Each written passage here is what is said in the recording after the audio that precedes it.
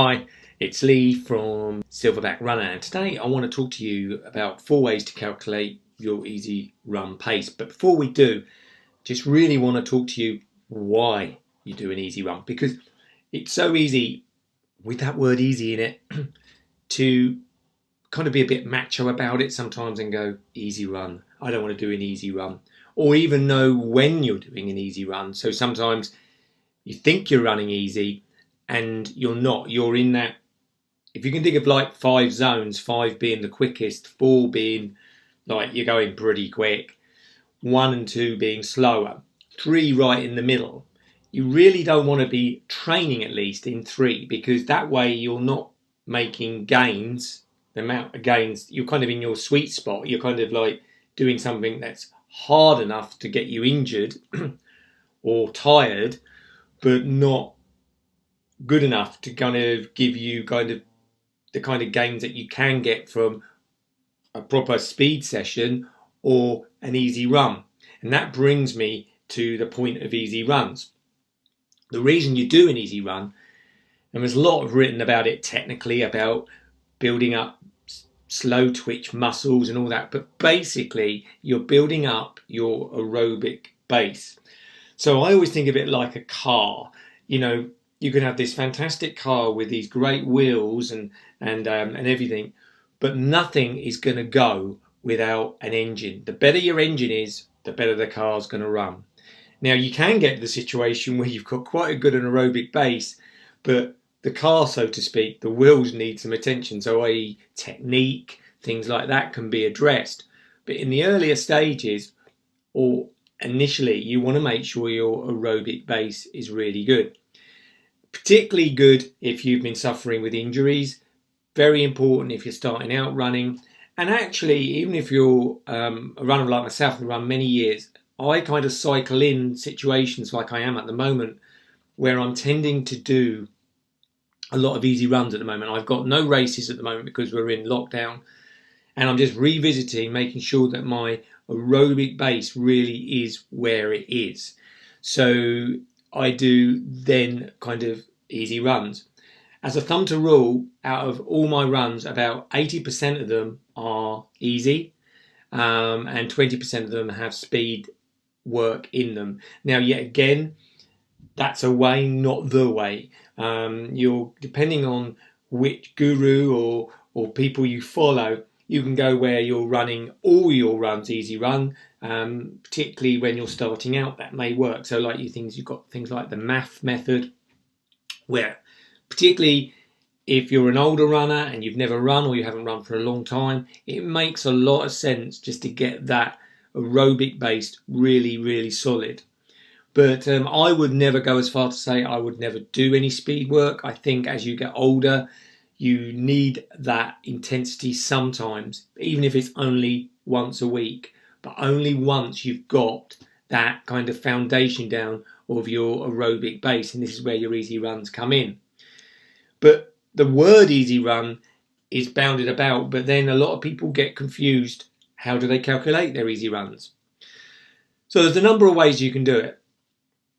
In no particular order really of importance. You can use a heart rate. So you can calculate your heart rate and be in, say, one of the 5 zones for your heart rate, and be in the easy run zone. And, you know, by looking at your watch, you keep in that zone. Generally, I'm going to show you how that can be done if you don't know what your heart rate would be. I'll show you that in a moment. But the only thing with heart rate is you've got to remember is a slight bit of a lag with a watch. If you've got a chest strap, I use at the moment a Wahoo chest strap. I would definitely not recommend doing heart rate accurately via just a watch. You won't, I don't think, get the right readings. But there is that lag. So, for example, if you're running on a flat ground and your heart rate is within your zone, as you go up a hill, if you continue with the same effort or more, you're going to come out of that heart rate zone.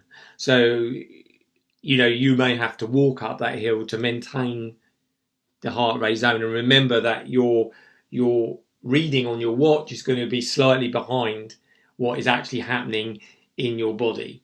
Now, how you can, if you don't know what your easy heart rate would be, there are a number of calculators. So there's one here. Now, the way they calculate it is they put your age in. So I put 57. I'm not quite 57. And if you calculate that, it will give you an average heart rate. Now, the only problem with that is you may be fitter, you may be a very fit 57, or you may be a very unfit 57, or whatever age you are, and your maximal heart rate may be different. Now, I know mine is in about 170. So you can see here, my easy run is 116, 125. If I change that heart rate there, didn't it change it? Yeah, I think it did. You got 116 to 125, which I think that calculated right. Is it changes. So the best thing is if you know your actual maximum heart rate. But if you don't and you're just starting out, then this is a good thumb to rule. But it gives you a kind of guide, and you can see here you've got, as I said earlier, about the 5 zones. You're very hard right down to your easy. So basically, I mean, that gives you a guide. Remember, it's the map, it's not the territory. Try and kind of use your common sense, but it gives you a starting point. And it brings me on to my second way to calculate, which I kind of will use with my heart rate quite often, is run to feel. Because yet again, like I said earlier, if you're suddenly going up a hill, it's no good really looking at your heart rate. How are you feeling? Do you feel that you're moving into zone 3, zone 4, or maybe even zone 5? So you have to walk for a while to bring your heart rate down. So run to feel, really, the rule of thumb I would use would be, could you have a conversation? If somebody was running beside you, could you talk to them fairly easily? I don't mean, could you do it fairly comfortably? And even if could you sing? And I'm not going to sing now, but could you actually sing while you were running? That's how easy should be. So if you've got your heart rate calculation, for example, but you're kind of, like I said, it's the map, it's not the territory, and you're sticking to that, but you're out of breath, then you're not in that easy zone. Or you're in that easy zone, but the territory that you're running on, steep hill or something like that, it's meaning that calculation for this moment is meaningless. You've got to actually start to kind of run by feel to the point where you can talk. So if you're going up the hill, could you talk going up the hill? If you can't, you've got to slow down to a point where you can. So I like to combine, using the heart rate and running to feel as a way.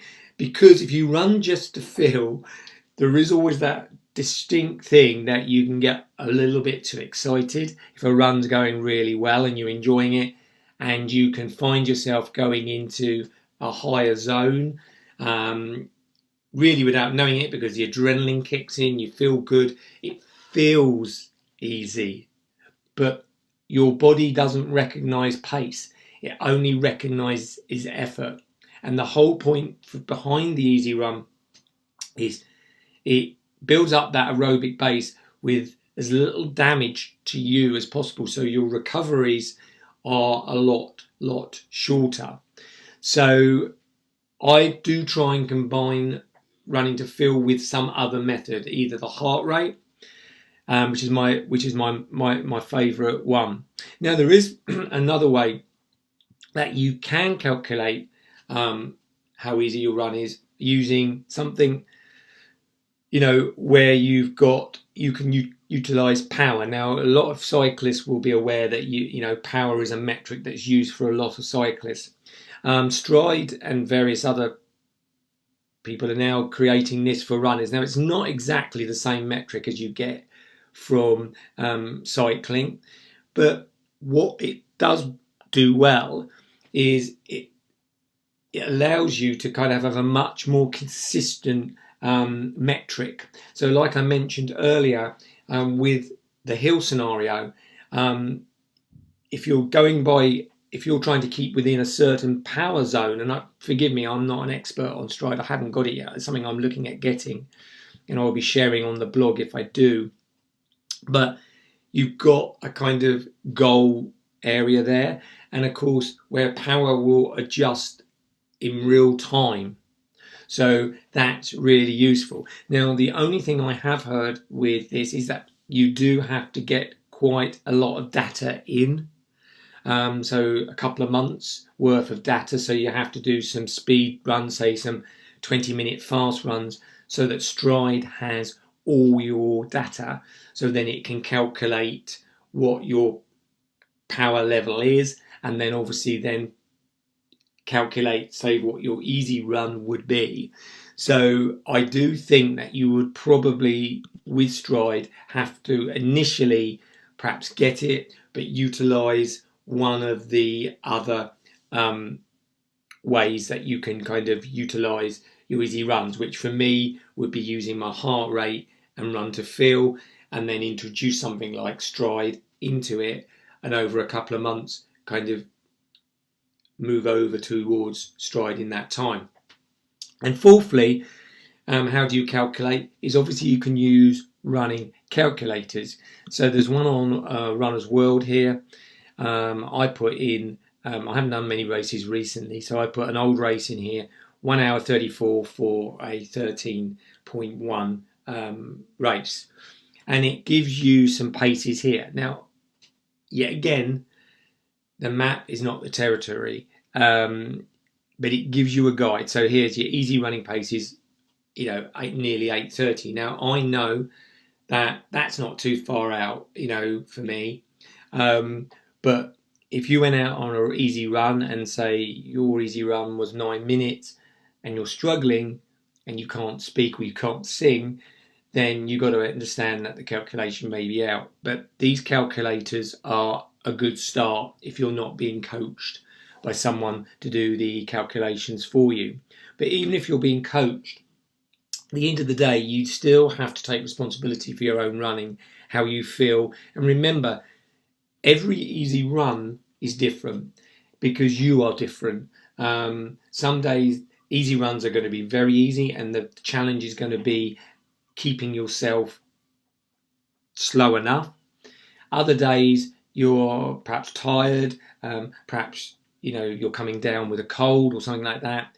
Your easy run's going to feel hard, so you might aim to go out at 8:27 and you're struggling, but you think my easy run's 8:27. No, your easy run for that day would have to be slower than that, because you'd have to run with that feel. If you were struggling with that, then drop down to 9 minutes per mile and see how that feels.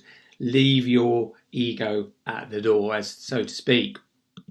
Finally, I really love VDOT calculator, and the VDOT thinks you can get a calculator, you can get a whole range of running times for a mile right the way through. I really like it, and I find for me, if I put, it's like garbage in, garbage out. You've got to put accurate data in, but having run a lot, the data it gives me back sits accurately for me with easy runs, my tempo runs and my speed runs. So that's really it. Look at utilising heart rate, but utilise a heart rate monitor. I would support that with running to feel, with your heart rate. If you want to take it a step in another direction, perhaps explore the Stride or very similar things that utilise a power meter, and utilise the calculators if you're not sure where to begin as a pace for your easy runs. But like I say, use that as a starting point, not a finishing point, and adjust to yourself and the terrain that you're running in. Just want to finish off really at the end of your easy run.